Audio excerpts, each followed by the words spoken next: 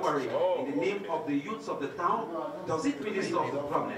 The cameras will capture the images, and Yaoundé will think that there was a massive mobilization in Buea, therefore Buea is fine. At the end of the day, who is fooling who? For over a week, people have remained indoors in the two English-speaking regions of the country in fear of the unknown, following the lockdown imposed by separatists. Does that not convince us that the problem is more serious than we are willing to admit?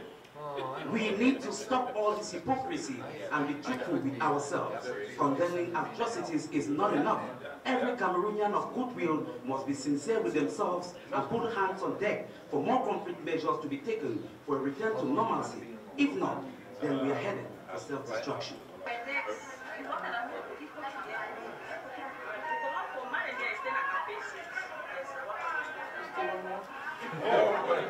Today being the last day, I will send the pictures. One boy is coming out here. My smile is dead now. From this meeting to the end of lockdown that has paralyzed the two English-speaking region, life seems What all the things are doing.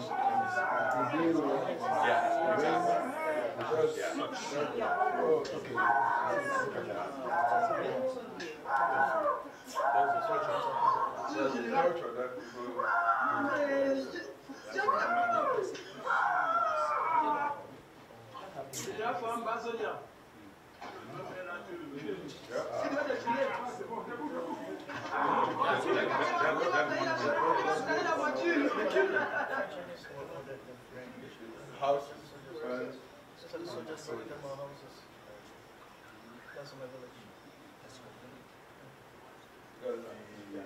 U.S. ambassador in Cameroon. So until we inflict pain, they will never let us alone. Because right now, for them, this is one just amusement for us. It doesn't come to them there. This has to come to us. And if they understand who are living in our territory, one should have been hurt, not one. Exactly.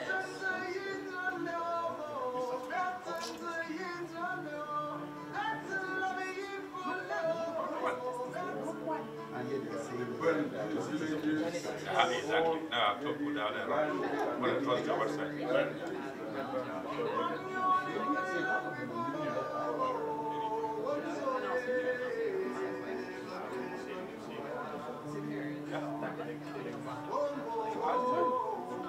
When they were fighting Egypt, did they ever say atrocity on both sides? Why all of a sudden should it be now atrocity on both sides? When we were fighting Hitler, did you ever hear the say go and negotiate with Hitler? For us, say go and negotiate. Whatever it is.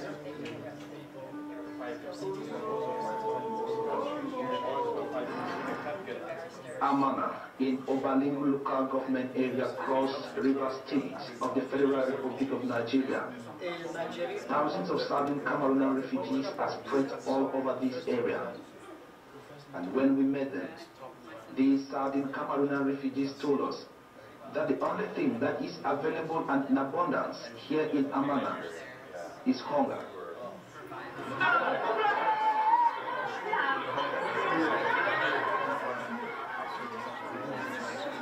The people once known in Africa as living in plenty are seen to be scrambling for a meal.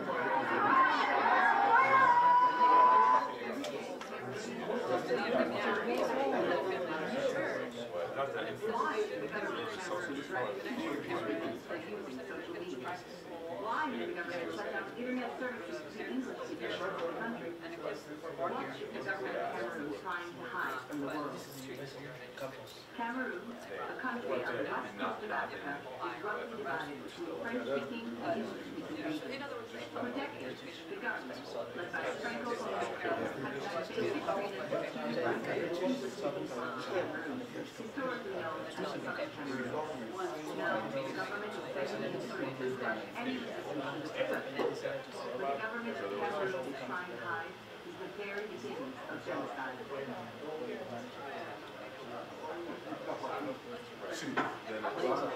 In southern Cameroon,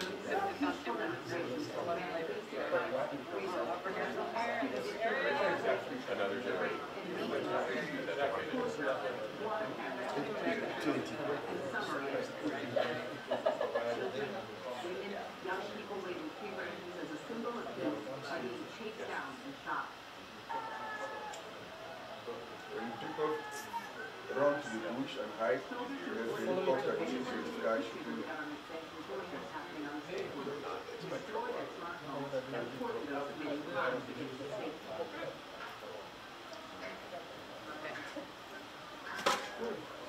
Who are those criminals? Anyone taking pictures of torture and killing on the streets, and anyone posting these graphic images on social media in order to show them to the world. Violence has become a part of everyday life, and the soldiers, who are supposed to protect citizens, have been seen recording their violent actions to show how effectively they're carrying out their orders, or as trophies to show their French-speaking comrades. Since lawyers are also being arrested and taken to unknown locations, the southern Cameroons already know that theirs is a society without due process. Unlike before, when torture was only done behind bars, if you're outraged by this violence, please help us spread the word. Share this video with everyone you know. Take a picture of yourself with hashtag #FreeSouthernCameroons and post it on social media. Email your representatives in Washington and tell them to start paying attention now.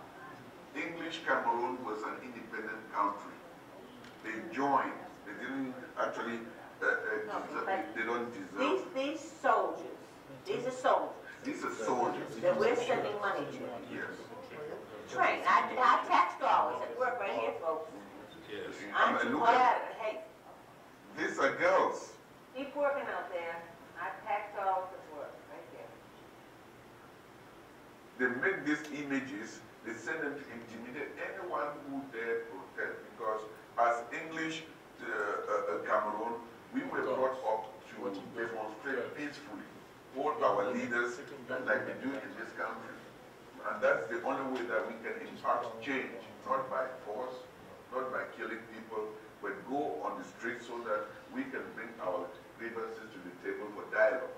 Folks in Cameroon, especially the folks in the Cameroon Army, that sooner or later, someone's going to get involved with this and stop this ongoing.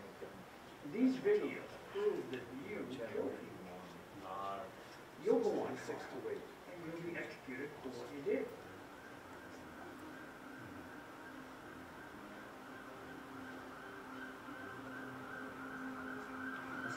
Yeah, it's right. Yes. Yes.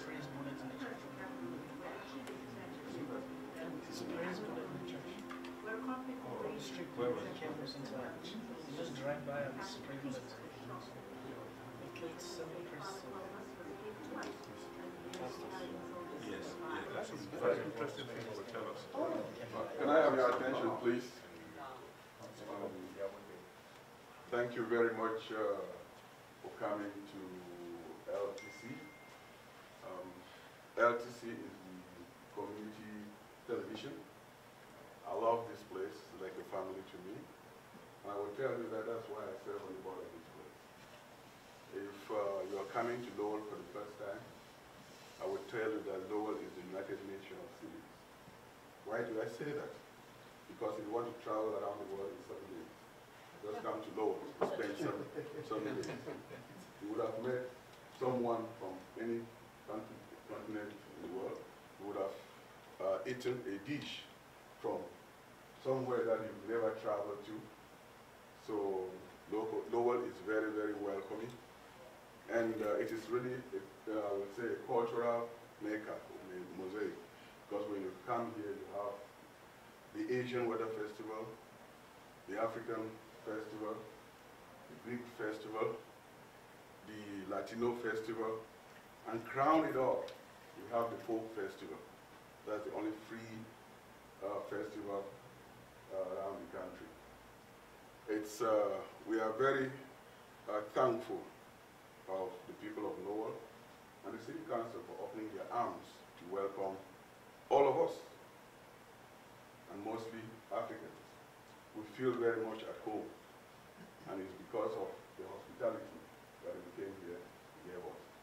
And by so doing, in return, we also want to bring our own culture, which is our rich identity, to share in this city that we call the United Nations of Cities. It is that because it opens a heart to everyone coming from all over the world, and we are so privileged. I would like to welcome, to introduce our guest from Cameroon, because right now the British Cameroon is really in war, and it has been in war for getting to 3 years now. It is no news to Lowell, because Lowell is one of the only city in the world that has a twin sister city with Bamenda. And Bamenda is the economic capital of British Cameroon, also known now as the Republic of Amazonia. That relationship was established on November 5th, 2002. And it is my honor to tell all of you here present that the lawmakers here in Lowell who voted and unanimously passed that resolution are here with us. And that should show you how Lowell has Bamenda and the Southern Cameroon at heart. So Councillor Rita Mercier was the mayor who initiated and passed that resolution. Then we have Councillor Rodney Elliott, was part of the members and lieutenant who voted. But Councillor David Conway has always stood by us in terms of the education of our youth. So we very much welcome you very much and making us feel at home. And I would say that Councillor Rita Mercier, when the King Wafo came here, actually, she is the one that the King said she is really an honorary representative of the Kingdom of Manka. I think we were secretly married.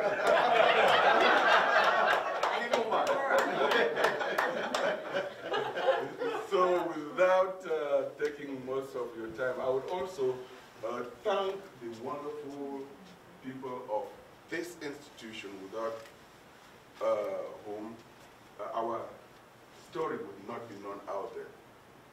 LTC, I say LTC to the people of Amazonia is the CNN to the world, is our window to the world. And we could not really thank the staff, Wendy, and all the staff. Thank you so very much.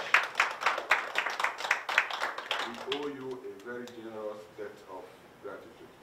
And if you permit me, please, I would like our honorable Mancon to say some few words. Okay, thank you very much. For those of you who are visiting here for the very first time, welcome to our city, and thank you very much for taking the time out of your very busy schedule to be here with us and my colleagues in government. We're very honored to have you here. We're very rich in the city of Lowell, very, very rich, and I don't mean with money, but I mean with ethnic diversity and culture. We have it all here in the city of Lowell. And we're very rich in partnerships as well. We partner with LTC to bring forth great news stories and great happenings in our city. They broadcast the city council meetings. We don't hide anything here. Everything is transparent, so that when you share with us atrocities that are happening in your country, we're very, very sad about that, because this is not Lowell. We greet everybody. We try to put everybody on the same page. What we also do is we are very proud of our ethnic diversity in that we have about 21 flag raisings. Oh, I'm sorry for my back. We have about 21 flag raisings in the city of Lowell. We take pride in our culture, and we do raise the flag of Cameroon on their independence, but of course in this situation there's no independence, but I'm very grateful that we do that, and we share in your culture, in your costumes. I will say that when I was the mayor in 2002, King Agwalfo came here to the city of Lowell, and as I was passing by the mayor's reception room, they called me in to meet him, and I met him. I was very humbled by meeting him, and he said, "I will address you." So I said, "You have every right to address the council." So I took the very big chair that we have, that the mayor really doesn't sit on, and I had them bring it down, and he sat in there, because it looks like a throne, is what it is. Because the mayor never sits down. He or she just stands there. And he put down on the floor this leopard rug that I bet he went and someone killed this and put it down, and we made him fit for a king.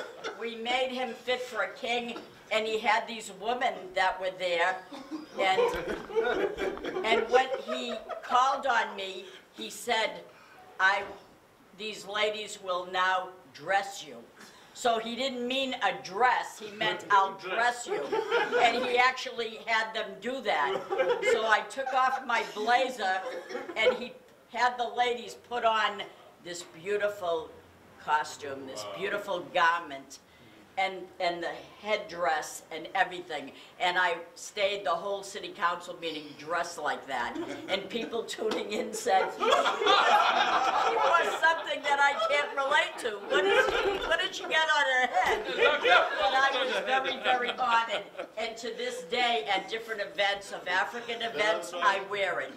Yeah, I could have worn it today, but I came from work, so I don't know what they would have said, but I'm very proud of it, and I have it at home, so it's I'm very honored to be here along with my colleagues. Thank you very much for being here, for sharing your culture, your garments, everything that you have. Thank you for sharing it, because we will probably never be able to go to Cameroon, but you brought Cameroon to the city, so we're very grateful for that. I want you to know that I share this feeling in my heart with different ethnic groups. Well, I shall say all, because my father was not born here either. My father was born in a foreign country. He became a United States citizen. He came from a country called Poland, and I would see the pride on his face, how he missed his homeland, and he talked about different things that when he was a little boy that they did in Poland, and the different things that they had, festivities and things, and how he missed some of his relatives that were there, like his grandmother. So I can relate to that, and that's probably why that love was instilled in me. So I want to share this day with you and say welcome aboard, and let my colleagues have a chance to speak too. Thank you very much. Okay, Mr. Conway, do you have some few words? Yeah, just a couple words. It's always very difficult to follow Rita Mercy, to be quite frank with you. And I will say, I was not there that night when they undressed her and dressed her. But I will tell you that she did tell me that she said, "I think I got married last week." So I said, "You think you get married? Most people that get married know that they get married." There seems to be a little bit of confusion on that. I think that Councilor Mercier summed up the feelings of Lowell, and I want to say that I want to welcome each and every one of you here today.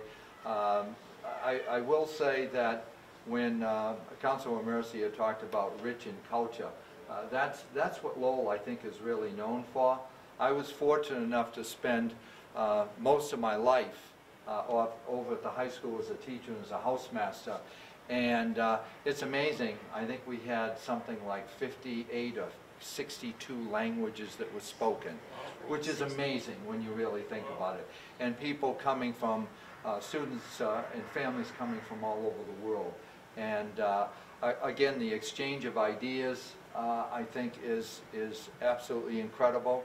I will say that taking a look at this film here, this was horrific.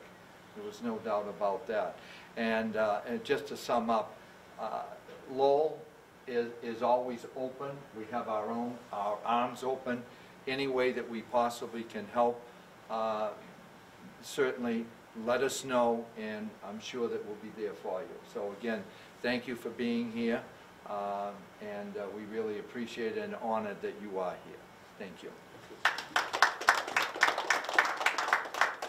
Thank you. We just have a brief minute because we'll be heading up to the TV. But before we head up, please, I cannot permit me just to ask one person to say a word. We have Representative Dan Toomey of New Hampshire.